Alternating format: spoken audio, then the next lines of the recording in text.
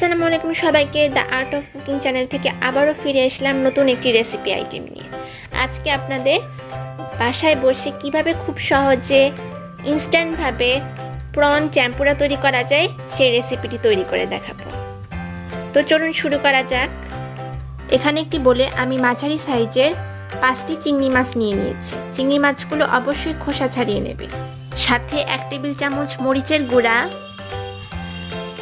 1 table চামচ রসুন বাটা, 1 table চামচ আদা বাটা এবং 1 টেবিল চামচ লেবুর রস এবং সামান্য বা পরিমাণ মতন লবণ নিয়ে আমি মিশ্রণটিকে খুব ভালোভাবে মিশিয়ে নিচ্ছি।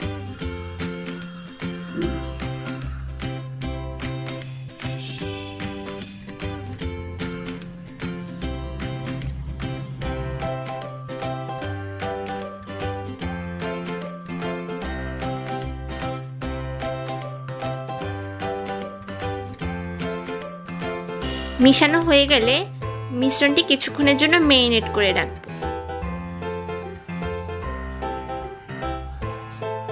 আরেকটি বাটিতে একটি ডিম ফেটে নিচ্ছি।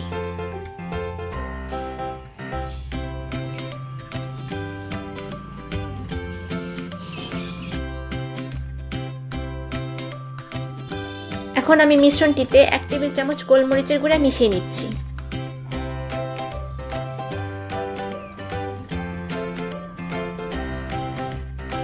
চিংড়ির কোটিংয়ের জন্য আমি এখানে 1 কাপ ময়দার সাথে 1 টেবিল চামচ গোলমরিচের গুঁড়া এবং 1 টেবিল চামচ বেকিং পাউডার দিয়ে খুব ভালোভাবে মিশিয়ে নিচ্ছি।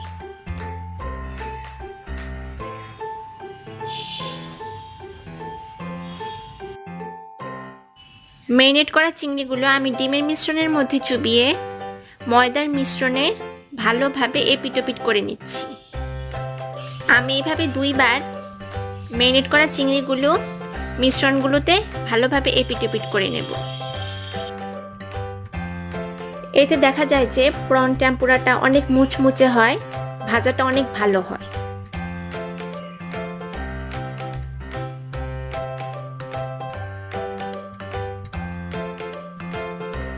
এখন আমি একটি কড়াইয়ে পরিমাণ মতন তেল নিয়ে খুবই অল্প আঁচে রেখে চিংড়িগুলোকে ভেজে নিব। খেয়াল রাখতে হবে চিংড়িগুলোকে যাতে খুবই অল্প আঁচে ভাজা হয়,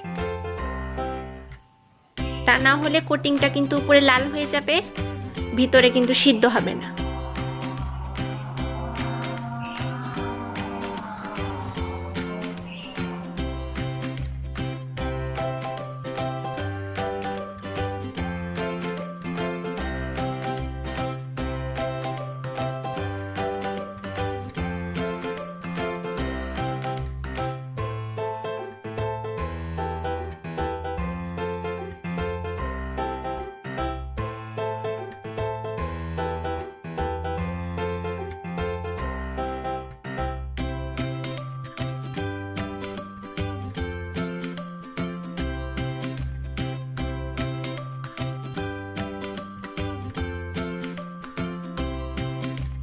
মাঝে মাঝে এভাবে নেড়ে দিতে হবে যাতে ফ্রাইগুলো একটা আরেকটার গায়ে লেগে না যায়।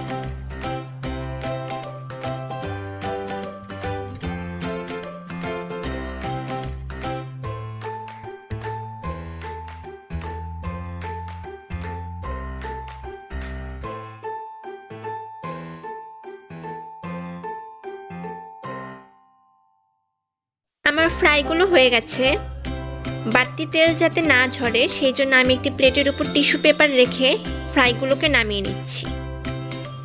গরম থাকতে থাকতে টেম্পুরাগুলোকে আমি আম্মুর বানানো হোমমেড টমেটো সসের সাথে পরিবেশন করছি।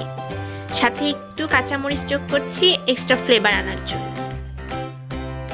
আপনার কাছে যদি আমার এই রেসিপিটি ভালো লেগে থাকে তাহলে অবশ্যই আমার চ্যানেলটি সাবস্ক্রাইব করবেন এবং রেসিপিটি কেমন লাগলো তা কমেন্ট করে জানাতে ভুলবেন না। দেখা হচ্ছে অন্য কোনো রেসিপি আইটেম নিয়ে। সেই পর্যন্ত সবাই ভালো থাকুন। আল্লাহ হাফেজ।